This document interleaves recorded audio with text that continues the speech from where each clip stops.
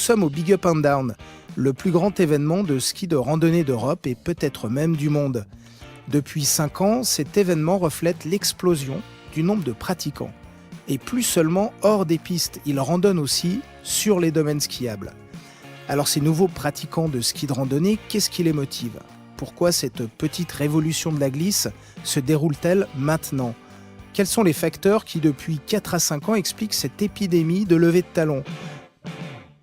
C'est ce qu'on va essayer de comprendre dans ce 2e épisode d'Outdoor Podcast.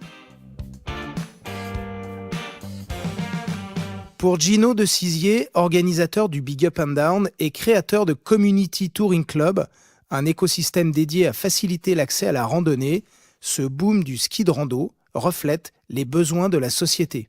Comme souvent, un ensemble de facteurs, c'est toujours une alchimie qui est pas forcément décodable, on va dire, mais voilà, il y a un vrai paramètre, et ça, c'est un paramètre sociétal. C'est le besoin de revenir un petit peu à la nature, à une expérience en pleine nature, de façon non motorisée. Et le trail running, il y a 15 ans, a remis un petit peu cette idée au goût du jour, de façon moderne, de façon simple. Puis d'autres activités comme le VTT bien sûr, mais maintenant l'explosion du VTT électrique. Donc je dirais que c'est plutôt un phénomène sociétal de revenir à un petit peu se reconnecter avec la nature. Et aujourd'hui, le ski de rando vient cocher cette case. Pour moi, c'est effectivement un symbole. Voilà comment le ski, qui est une activité magnifique sur neige, et effectivement le ski de rando qui a toujours existé, qui est peut-être même l'ancêtre du ski alpin. Pourquoi aujourd'hui il revient sur le devant de la scène ? Voilà, c'est un ensemble de paramètres, mais le plus gros, c'est vraiment ce côté sociétal. Ouais. Le ski de randonnée, c'est l'origine du ski, bien sûr, un moyen de se déplacer dans la montagne avant l'invention des remontées mécaniques. On appelait ça, dans un autre siècle, le ski de montagne. D'ailleurs, la première ascension à ski remonte à 1897 et la première de Chamonix-Zermatt à 1903. Pour Romain Resson, ancien skieur professionnel et collaborateur actif de la marque Salomon, le ski de randonnée est une aspiration à plus de liberté. Les facteurs que je vois, moi, c'est déjà le milieu, le fait que les gens ont besoin de pratiquer le ski de randonnée pour l'aspect fitness, mais ils ont aussi besoin de s'éloigner des domaines qui sont surtracés, donc d'aller loin, de se déplacer facilement et de se faire plaisir à la descente. Et toi, alors qui es un vrai skieur alpin, qu'est-ce qui t'a décidé de te mettre à la randonnée ? Et ce qui m'a décidé de me mettre à la rando, c'est d'une part l'âge, parce qu'avant, j'allais chercher la quête de la barre rocheuse, de la grosse puff et de l'extrême, de l'adrénaline. Et maintenant, c'est le plaisir avec des produits qui sont quand même faciles dans des grosses neiges, ou avec lesquels je peux sauter, avec lesquels je peux m'amuser parce que j'ai un certain niveau. Donc je vais aller quand même chercher des skis qui font 110, 120 sous le pied, donc vraiment des produits larges.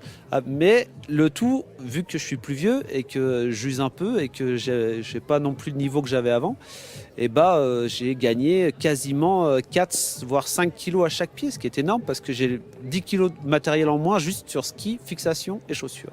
Ce qui m'a décidé aussi, c'est que maintenant, on a des skis avec lesquels on va vraiment se faire plaisir à la descente.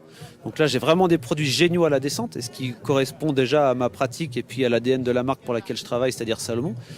Et puis après, ce qui m'a décidé, c'est aussi d'avoir accès à des lieux que j'y pensais même pas avant. Alors que maintenant, je vais à Sainte-Foy et je vais marcher 2 heures, je vais aller faire le couloir à Doudou après avoir traversé un lac, je vois personne de la journée et je me fais 1200 mètres de puff, voire plus, parce qu'après on fait une autre pente et voilà, c'est ça qui est génial. On ne reviendra pas en arrière. Maintenant, les domaines, ils sont vraiment...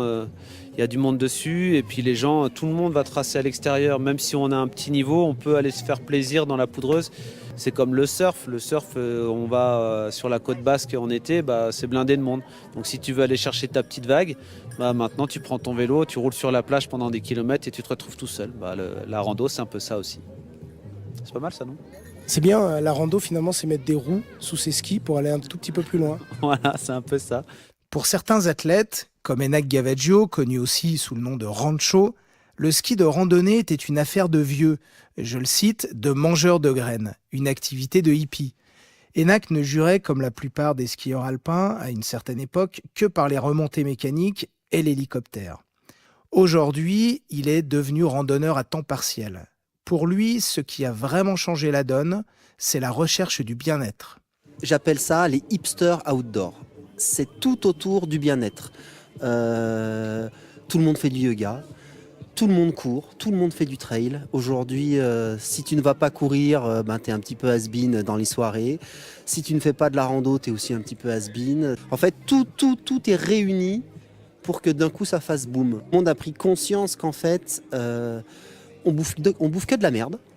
On respire que de la merde. Il y a des zones, des ondes, Wi-Fi de partout. Du coup, on est bourré de saloperies. On bouffe du plastique en permanence.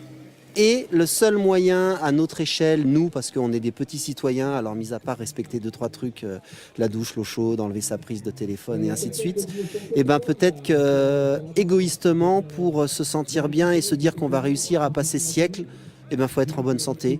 Et l'hiver, ça passe par la rando, tout simplement. Et toi, tu fais du yoga, toi, Enak ? J'ai du mal à le croire. Alors non, moi je ne fais pas de yoga, je ne fais pas de crossfit, je reste fidèle à moi-même, je pratique la rando dans un aspect de me déplacer pour aller accéder à des pentes. Quand le marché du ski alpin progresse de 3 à 4% par an, le marché du ski de rando, lui, fait 4 à 5 fois mieux, avec une croissance de 15 à 20% par an. De 2003 à 2018, on est passé de 80 000 à 240 000 paires de skis vendus dans le monde. Le marché européen en représente 80%, avec l'Autriche en tête. Aux États-Unis, dans le Vermont, un détaillant spécialisé expliquait même à un journaliste « Il y a 5 ans, je n'avais aucun matériel de randonnée. Aujourd'hui, la moitié des fixations que je vends et 40% de mes chaussures de ski sont des modèles de randonnée. » À l'arrière, vous avez des cales de montée. Alors, ce que vous pouvez faire, là au début c'est assez plat, donc on reste le talon à plat sur le ski. Après, lorsque la pente s'accentue un petit peu, on peut venir mettre une première cale. Changement de décor. Nous sommes dans la station de Combloux. Il est 18h, le soleil va pas tarder à se coucher derrière les montagnes. On part dans quelques secondes pour l'échappée rando. C'est une montée en ski de rando encadrée, organisée tous les mercredis soirs, avec un petit buffet en option. Ce genre de programme, d'abord confidentiel, connaît de plus en plus de succès dans les stations de ski, car c'est l'une des meilleures portes d'accès pour découvrir le ski de randonnée. Avant de partager quelques mètres de dénivelé avec eux, écoutons Christophe Lavaux, le directeur de l'Office du tourisme, qui a mis en place ce programme. Il nous explique les raisons du succès de cette montée nocturne. Alors oui, c'est un succès, c'est même une surprise pour nous, pour être honnête, on ne s'y attendait pas du tout. Je pensais vraiment, moi, en tout cas en lançant le concept, qu'on aurait plusieurs dates annulées sur les périodes à faible fréquentation. Et en fait, pas du tout, on a toujours eu entre 20 et 50 personnes tous les mercredis soirs. Pourquoi ça marche ? Parce qu'en fait, on a un peu levé tous les verrous qui empêchaient l'accès à la pratique. Comme je te disais, ceux qui viennent, c'est principalement des débutants, des gens qui avaient peut-être envie, et on l'a vu un petit peu dans pas mal d'études, comme au Big Débat l'année dernière, que beaucoup de gens ont envie de pratiquer parmi les gens qui viennent faire du ski alpin, mais n'ont pas la porte d'entrée nécessaire qui leur facilite cet accès-là. Toi, tu es randonneur aussi, tu fais du splitboard, alors tu randonnes avec un snowboard qui se coupe en deux. Et qu'est-ce qui t'a motivé à faire de la rando ? L'envie de découvrir la montagne, pareil, sous son côté nature. C'est parti pour 1 à 2 heures de montée. Le bruit qu'on entend, ce sifflement, ce sont les peaux de phoque qui glissent sur la neige damée. Ce soir, il y a 52 participants, dont la moitié randonnent pour la première fois. Alors, j'ai profité de la montée pour partager leur effort et leur poser quelques questions sur leur motivation. C'est un peu chiant la rando ? Pas encore, non ? Mais on peut répondre dans 1 heure. Comment ça se passe là ? Pour l'instant, ça se passe bien. Je suis débutant, totalement débutant, en rando. Mais bon, on fait du ski alpin, du ski de fond, des raquettes, de la rando à pied. Et pour l'instant, c'est assez plaisant. Et qu'est-ce qui vous a motivé à faire de la rando ? Je saurais pas trop dire, ça fait très longtemps que j'ai envie d'essayer. Et là, l'occasion s'est présentée. Donc on en a profité, mais après, ce qui nous motive vraiment, je pense l'aspect nature, déjà pouvoir faire un peu d'alpin, enfin de descente à la fin, sans la pollution, des remontées, sans tout ça. Je pense que ça participe pas mal. Et l'aspect physique aussi, on transpire un peu. Ouais, non mais ça, l'aspect physique, c'est juste pour avoir bonne conscience après à la fondue. Mais c'est pas ce qu'on recherche en premier en vrai.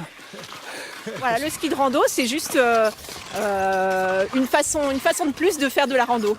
La rando qu'on fait beaucoup l'été, là on fait de la rando l'hiver à ski. Christian a 62 ans, il s'est mis au ski de rando pour d'autres raisons. Je fais de la rando depuis 6 ans et j'ai commencé la rando à l'âge de la retraite. Pour la rando, c'est un sport plein air, grand paysage, à l'abri des pistes surchargées et c'est formidable. C'est comme un footing. Plus haut dans la forêt, Romain s'est arrêté pour remettre ses cales. Lui aussi est un nouveau randonneur et c'est l'aspect écologique qui l'attire. Qu'est-ce qui vous a décidé de vous mettre à la rando? Pourquoi vous y êtes mis? Alors la rando, j'en avais fait un petit peu à l'armée il y a quelques années, il y a pas loin de 20 ans.